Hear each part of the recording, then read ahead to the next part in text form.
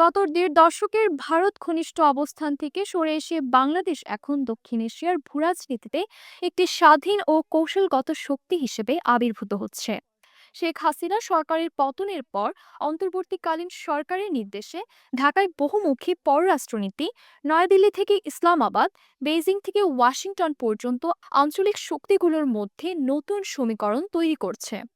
ভারতের বিশ্বস্ত প্রতিবেশী তত্ত্ব এখন ঢাকায় তেমন গুরুত্ব পাচ্ছে না। অন্তর্বর্তীকালীন সরকারের নেতৃত্বে বাংলাদেশ পাকিস্তানের সঙ্গে সম্পর্ক স্বাভাবিক করার উদ্যোগ নিয়েছে। তবে ১৯৭১-এর যুদ্ধাপরাধ ও গণহত্যার জন্য ক্ষমা ও ক্ষতিপূরণ দাবি করে রেখেছে। এছাড়াও সীমান্ত বিরোধ, এনআরসি, সিএএ এবং তিস্তা চুক্তি ইস্যুতে বাংলাদেশে ভারত বিরোধী জনমত তীব্র হচ্ছে। বাংলাদেশের ৭০% সামরিক সরঞ্জাম এখন চীন থেকে আসে, যার মধ্যে রয়েছে রাডার সিস্টেম, মিসাইল এবং যুদ্ধ জাহাজ। স্টকহোম ইন্টারন্যাশনাল পিস রিসার্চ ইনস্টিটিউটের এসআইপিআরআই তথ্য অনুযায়ী বাংলাদেশ চীন সামরিক সহযোগিতা ভারতের জন্য কৌশলগত উদ্যোগ তৈরি করেছে। চীনের পাশাপাশি রাশিয়া ও সৌদি আরবের সঙ্গে ঢাকার সম্পর্ক গভীর হচ্ছে। যুক্তরাষ্ট্র বাংলাদেশকে ইন্ডিয়ান ওপেন সিকিউরিটি পার্টনার হিসেবে দেখতে চায়।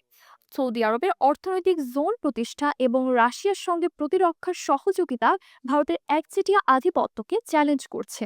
১৯৭১-এর অমীমাংসিত ইস্যু নিয়ে পাকিস্তানের সঙ্গে কূটনৈতিক আলোচনা শুরু করেছে বাংলাদেশ। ক্ষমা ও ক্ষতিপূরণের শর্তে ইসলামাবাদের সঙ্গে সম্পর্ক উন্নয়নে আগ্রহ দেখাচ্ছে ঢাকা, যা ভারতের জন্য বড় ধরনের কূটনৈতিক চাপ তৈরি করতে পারে। অর্থনৈতিকভাবে ছোট হলেও কৌশলগতভাবে বাংলাদেশ এখন দক্ষিণ এশিয়া, চীন, মধ্য এশিয়া এবং পশ্চিমা জোটগুলোর মধ্যে সংযোগ স্থল হিসেবে আবির্ভূত হচ্ছে। বিশ্লেষকদের মতে দক্ষিণ এশিয়ার ভারতের একচেটিয়া প্রভাব কমতে শুরু করেছে, কিন্তু এই পরিবর্তনের সুফল পেতে বাংলাদেশকে সতর্ক ও কৌশলী হতে হবে।